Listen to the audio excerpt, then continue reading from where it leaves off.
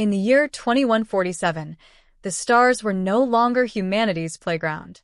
The Orion arm of the Milky Way had become a battlefield, scarred by the relentless advance of the Zorith Empire. The Zorith were a reptilian species from the distant Zeta Reticuli system, their ships sleek obsidian behemoths that sliced through space like predatory shadows. They had arrived unannounced a decade earlier, their initial probes mistaken for benign exploratory vessels. But when the first colony on Proxima Centauri B vanished in a blaze of plasma fire, the truth emerged: conquest was their creed, and humanity was their next target. Captain Elara Voss stood on the bridge of the UNS Vanguard, the last flagship of the United Earth Fleet.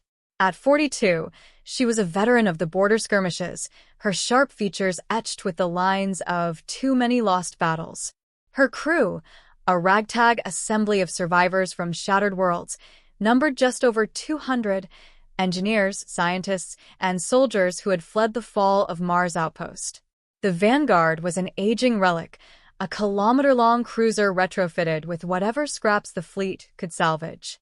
Its hull bore the pockmarks of ion blasts, and its engines hummed with the strain of constant overdrive. "Status report," Elara barked, her voice steady despite the knot in her gut. The holographic display flickered to life, projecting the grim reality: a Zorith armada closing in on the Sol system's outer defenses. Neptune's orbital stations had already fallen, their debris forming a glittering halo around the gas giant. Lieutenant Kai Ramirez, her tactical officer, wiped sweat from his brow.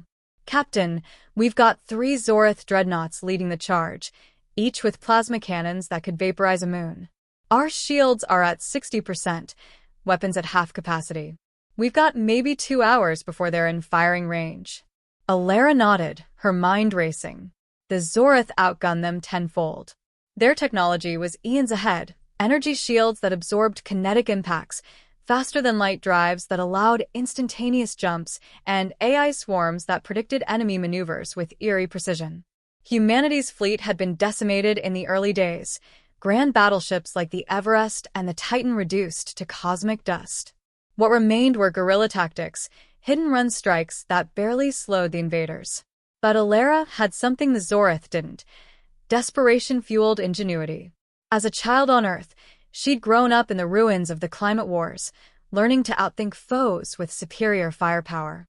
Outgunned, but not outthought, her father used to say, a mantra from his days as a resistance fighter. Now it was her turn to live it. The bridge crew watched as she paced, her boots echoing on the metal grating. Dr. Lena Hargrove, the ship's chief scientist, approached with a datapad. A brilliant physicist in her 50s, Lena had been pulled from a research lab on Titan just before it was overrun. Her wild gray hair framed a face full of determination.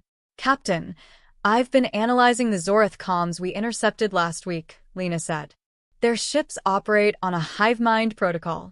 The dreadnoughts are linked via quantum entanglement. Take out the central node, and the others falter." Elara's eyes lit up. "A vulnerability?" "Potentially. But their central node is buried deep in the lead dreadnought, shielded by layers of adaptive armor. Conventional weapons won't penetrate." Kai interjected, "And even if we get close, their point defense lasers will shred us." Elara stopped pacing, staring at the hologram. The armada was arrayed in a perfect wedge formation, the lead dreadnought, designated Zorith Prime, flanked by 2 escorts. Behind them, a swarm of fighter drones buzzed like angry hornets. The Vanguard was alone, its sister ships either destroyed or scattered across the asteroid belt. "We don't need to penetrate with force," Elara mused. "We need to think like them: predictable, efficient, unyielding. What if we turn their strength against them?" The idea sparked in her mind like a neutron star ignition.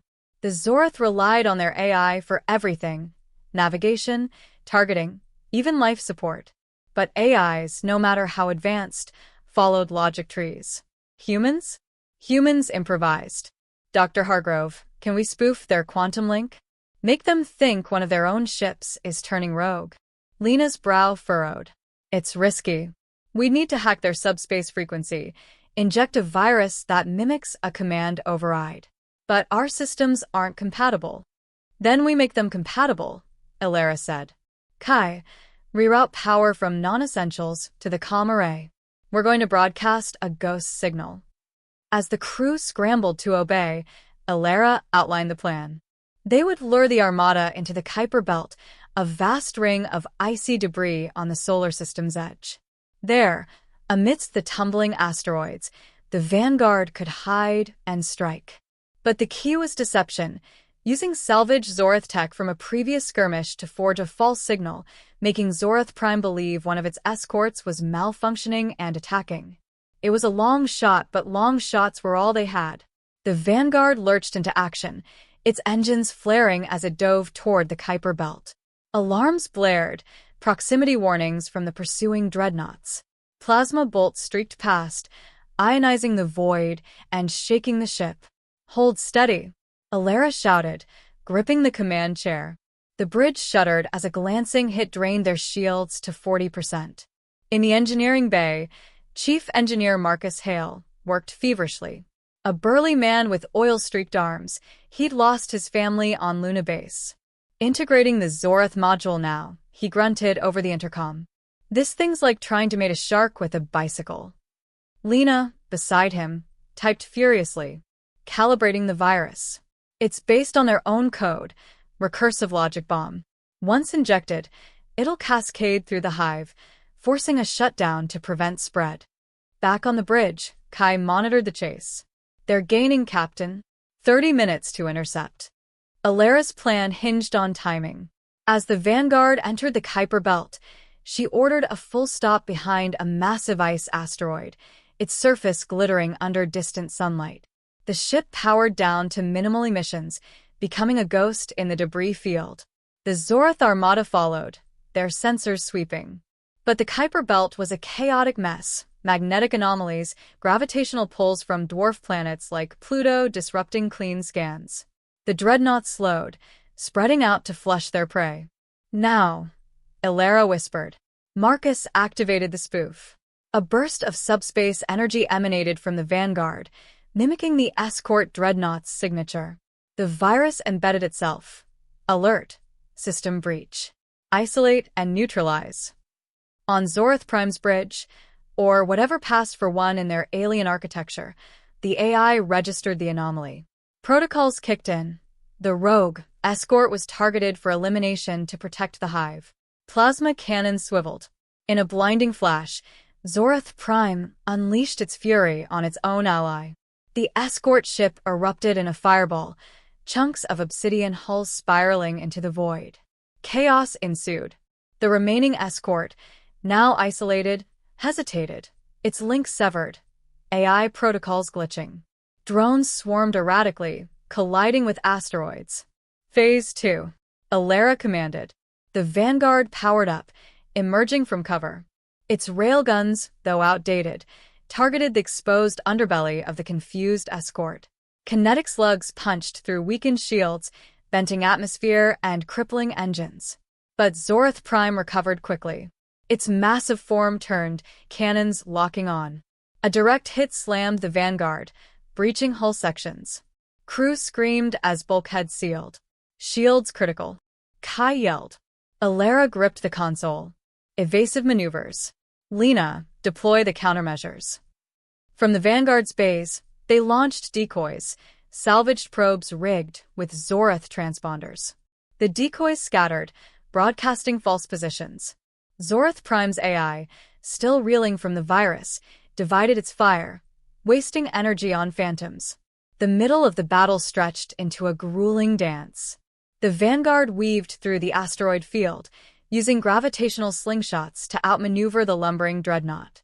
Elara's crew worked miracles, patching hull breaches, rerouting power, even manually aiming torpedoes when systems failed. Dr. Hargrove discovered another edge mid-fight. Analyzing debris from the destroyed escort, she found the Zorath armor reacted poorly to extreme cold. The Kuiper Belt's temperatures are our ally, she said. If we can lure Prime into a cryocloud, a pocket of supercooled gas from comet tails, it might brittle their hull. Elara seized the idea. Kai, plot a course through Eris's shadow. There's a comet swarm there. The Vanguard baited the hook, feigning a retreat toward the dwarf planet Eris. Zorath Prime pursued, its drones picking off decoys one by one. But as they entered the cryo cloud, temperatures plummeted to near absolute zero. The dreadnought's adaptive armor, designed for stellar heat, contracted and cracked. Now. All weapons on the fractures. The Vanguard unleashed everything.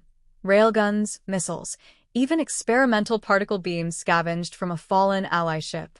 Impacts spiderwebbed across Zorath Prime's hull, exploiting the cold-induced weaknesses. Alarms wailed on the alien vessel as systems failed, life support, weapons propulsion. In a final gambit, Elara ordered a ramming trajectory but at the last second, veered away. The dreadnought, momentum unchecked, collided with a massive asteroid. The impact was cataclysmic. Zorath Prime buckled, its core reactor breaching in a supernova of light. The explosion lit the Kuiper Belt like a new star, debris raining outward. The Vanguard, battered but intact, limped away. Cheers erupted on the bridge, but Elara silenced them with a raised hand. "Scan for survivors," she said, "and send a tight beam to Earth Command. Tell them we won this round." As the crew tended wounds and repairs, Elara stood at the viewport, gazing at the fading glow. The Zorath Empire was vast. This was but one armada. More would come. But today, humanity had proven its mettle. Outgunned, yes, but never outthought. In the days that followed, the victory rippled through the remnants of the fleet. Scattered ships rendezvoused at hidden outposts, sharing the tactics, the spoof virus, the cryo exploit. Dr. Hargrove refined the code, turning it into a weapon deployable via drone swarms. Kai trained pilots in asteroid maneuvers, turning the solar system's chaos into a fortress. Elara, promoted to admiral in absentia, led the counteroffensive. They struck at Zorath supply lines, using hit-and-fade tactics that bewildered the hive-mind. One by one, outposts fell back into human hands. Mars was reclaimed in a daring assault, its domes rebuilt under the red skies. But the war wasn't over. Intelligence from captured Zorath probes revealed a greater threat. The Empire's homeworld was mobilizing a grand fleet, led by their overlord, a being of pure energy fused with machine. Elara gathered her allies in the Vanguard's war room. "They'll come with everything," she said. "Bigger ships, smarter AIs. But we'll be ready. We've learned their patterns. Now we disrupt them." The plan evolved. Infiltrate the Zorath network using a Trojan horse, a captured fighter reprogrammed to carry Lena's upgraded virus. A small team, including Elara, Kai, and Marcus, would pilot it into the heart of the incoming fleet. The mission launched from Jupiter's shadow. Disguised as debris, they slipped past patrols. Docking with a Zorath carrier, they unleashed the virus. It spread like wildfire, turning the hive against itself. Ships fired on each other. Drones self-destructed. In the climax, Elara faced the Overlord in a digital realm, her mind jacked into the network. It was a battle of wills, the aliens' logic versus human creativity. She outmaneuvered it, planting a paradox loop that fried its core. The fleet shattered, remnants fleeing into the void. Peace came slowly. Treaties were forged, the Zorath humbled. Humanity, scarred but wiser, looked to the stars anew, not as conquerors, but explorers. Elara retired to Earth, watching sunsets from a rebuilt home. Her father's words echoed, outgunned, but not outthought. And in that lay victory.